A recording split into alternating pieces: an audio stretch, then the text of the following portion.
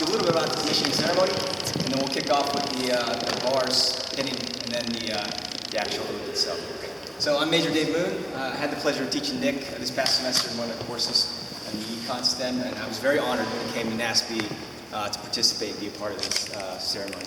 So the commissioning ceremony is a very time-honored tradition, right? So it's something that dates back to the Middle Ages, and it's really marks and signifies his transition from cadet to officer, right? And in my mind, really serves three purposes. First, and perhaps the most obvious, is the pinning of the bars, right? It shows the world that he's now a second lieutenant, commissioned officer in the United States Army. Second, it's really him taking the oath, the commissioning oath, here in public in front of friends and family, right? That he's going to be committed to the duties of being a commissioned officer. And the third reason is something that when I was commissioned here just about 10 years ago to the day, so I was commissioned May 29, 2004, the thing that I didn't realize is the commissioned officer is basically welcoming the young lieutenant into the professional arms, right? To be a part of this brotherhood and this sisterhood. It's something pretty special. I think that most that haven't served, it's very difficult to explain what it means to be part of this profession. And I don't even think that Nick fully realizes what it means. I didn't when I was a cadet. But it's something special that he's joined as far as the profession of arms. And it's really my honor to welcome him. And really, I'm not standing here as his senior officer, superior officer, or even his instructor. I'm really standing here as a fellow soldier, right, and a soon-to-be brother in arms. And that's how I'm using this ceremony and taking this time to commission him today, right? So I'm excited for him because I know what it's like to be a lieutenant. I'm a bit jealous. You know, I know what it's like when you're working late hours in the office, having to write orders, going out in the field when it's raining. Your soldiers are, the morale is low, the chow didn't get there. Those are things that he has ahead of him, and I'm really jealous, and I'm excited for him to be going out and doing that. And I'm excited for his family here, because I know that you guys are the reason that he's standing here today, right? Hard to imagine 4 years ago when you dropped him here at the academy that he'd accomplished so much, and I think you'll find in the next 5 years he's going to accomplish way more, right? Far more than you would have imagined him to accomplish, and I think you're going to share in those experiences with him, and so I'm excited for you guys. And lastly, I think, and more importantly, I'm really excited for the soldiers that Nick's going to have the privilege and honor of leading and serving with as he moves forward into his career, right? Because in the Army, we need great leaders, and Nick is one of those leaders, right? We need leaders of character that can get things done, but who also care about their soldiers. So Nick, when I think about, we've only known each other a short time just this past year, but I think about the time that we had in class, and I think, Nick, three things come to mind. One, Nick has definitely got a sense of humor, right? He's definitely going to make you laugh in class, and he's definitely going to be the one that brings light to any situation that he's in. So that's amazing about Nick. Two, Nick really pushes others to be better before he pushes himself to be in front, to take the claim and the credit for anything, right? Nick really tries to make others around him perform at a higher level. And even as an instructor, I noticed that in class when I would come in after teaching 3 hours in a row, Nick would get that sense like, Major Moon's kind of a little low now. I need to give him some good jokes and ask him about his life and kind of throw curveballs at him while he's teaching. So he made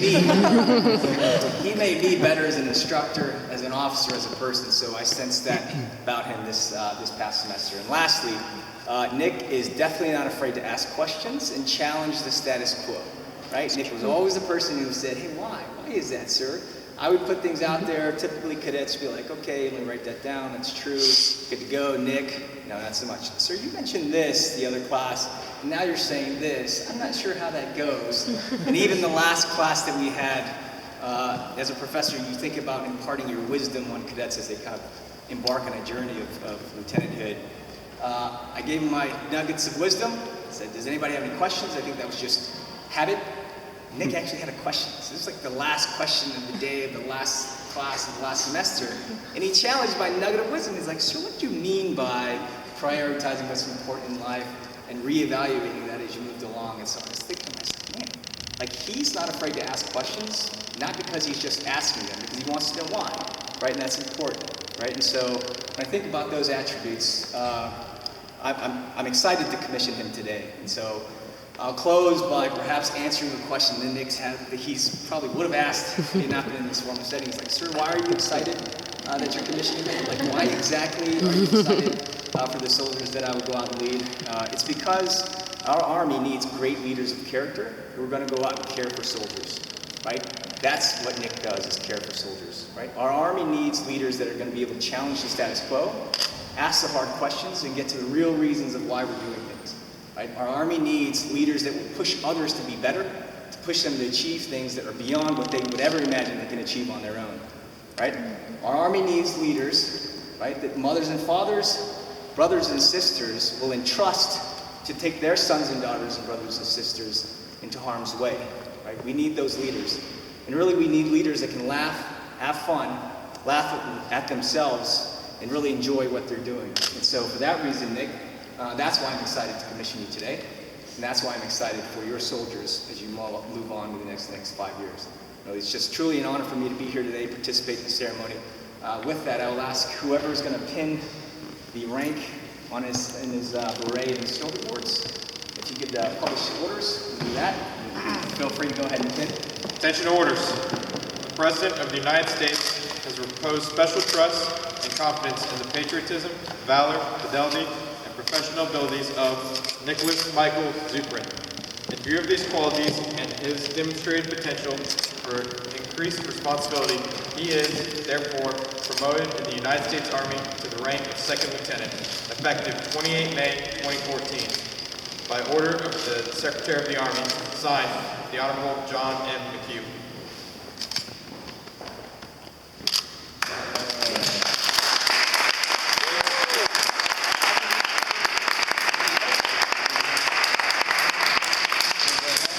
Good afternoon. I state your full name.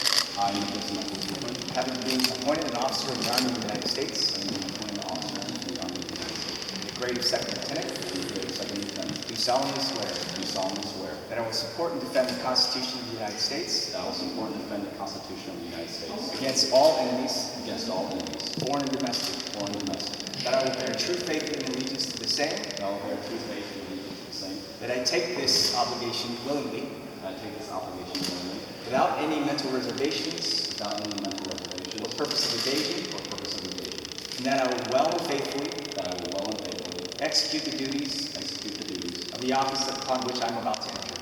of the office upon which I am about to enter. So help me God. So help me God. Congratulations.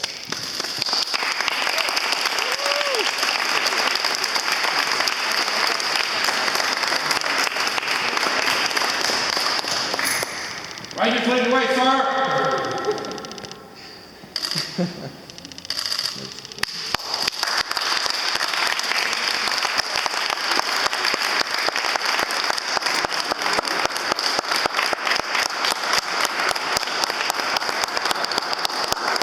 So thank you all for coming. I really, really appreciate it. The reason why you guys are all here is because you all are really, really close to me, friends, family, loved ones. So the reasons why I chose Major Moon and my parents to do the commissioning is because they all had one thing in common. And for them and for me, it was selfless service. When I found out I was actually going to be done with this place, and I thought, man, I'm going from a firstie to a second lieutenant, top gun, all the way down to bottom of the barrel. I thought, man, this really, really stinks now. Yes, I'm going to be an officer, I have freedom, but now I'm just the person that everyone kind of pisses on.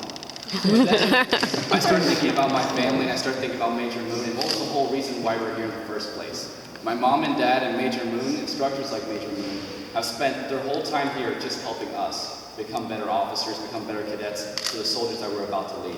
It was never about us, it was always about the soldiers that we're about to lead. And that's why I chose these three. Major Moon, the very last lesson, he was talking about how he's going to be a brand new father.